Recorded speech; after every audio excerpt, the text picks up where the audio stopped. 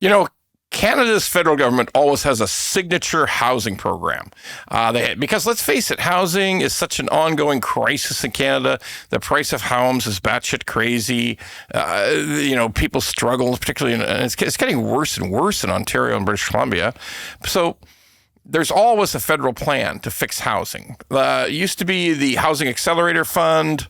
That was the Trudeau government's key plan, and it turned out to be a bunch of Trudeau and a bunch of ministers running around in hard hats and vests claiming they're building stuff. And it's turned into the Housing Decelerator Program. They have given away a few $1 billion to subsidize some housing for some municipalities, but in reality, it's done absolutely nothing. Housing's gotten worse. New housing starts are down, going to be down by the end of this year.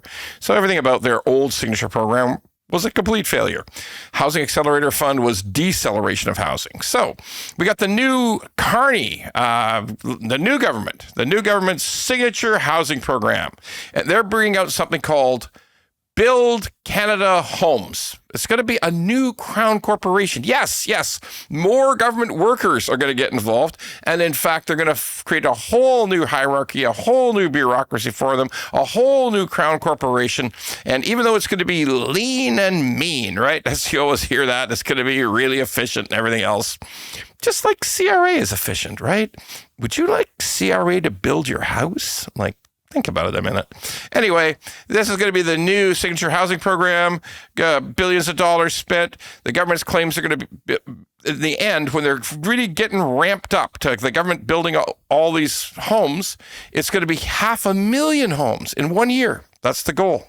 So here's something interesting. It turns out exactly this has happened before recently in another country. Yeah. It's almost identical. It's literally almost identical. In New Zealand in 2018, under the socialist Prime Minister Jacinda Ardern, people loved that woman until they didn't. Then she had to run away because it looked like the country was going to go into revolt. But anyway, under that Prime Minister back in 2018 in New Zealand, New Zealand is a much, much smaller country than Canada. There's only 5.5 million population. We're 40 million. So it's enormously smaller. But she started something called Kiwi Build. Yeah, that's what they call themselves down there, Kiwis.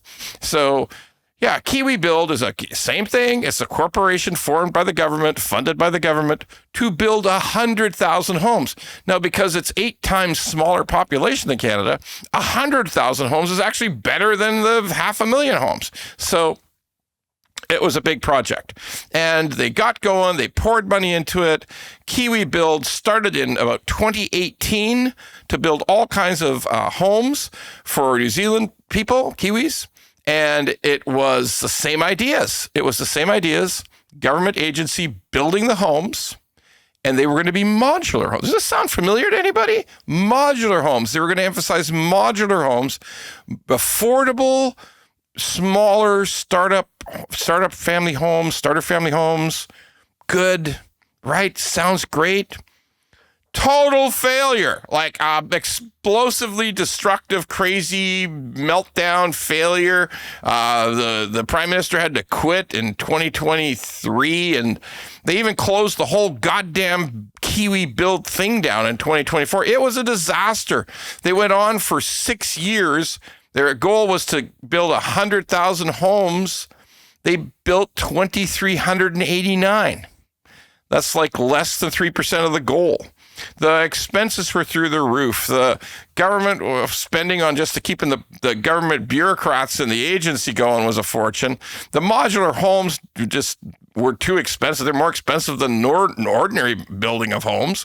And as always, the amazing thing is the same problems came back to haunt them and destroy this Kiwi Build program in New Zealand.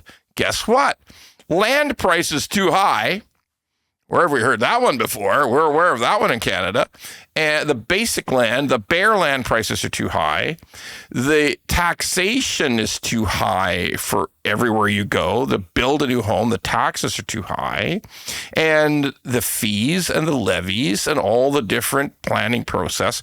The regulatory process is nuts because they wanted to build them, they wanted to try to create new cities, new townships.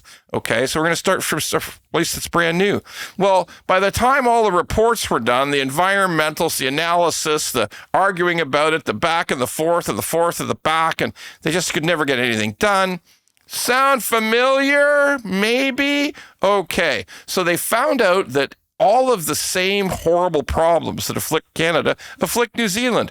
Almost all of them are self-made problems. We wound ourselves with all this nutty stuff. And guess what also happened? They discovered that the government was shit at building things. Okay, terrible at it. And in fact, the people who actually know how to build things, called construction companies and development companies, the private sector, they could always do things much cheaper, more efficiently, more effectively, and pretty much, if not on time, close to on time. Whereas everything the government touched turned to garbage and just took 1,000 years too long. So yeah, that's the example we have, a very recent example of the government opening a whole new agency, funding an agency to build modular homes. Yep, that's what they did. And it ended up in absolute failure. Now, I'm not saying our government's plan will end up in absolute failure, but I can say, could we just at least look at what doesn't work?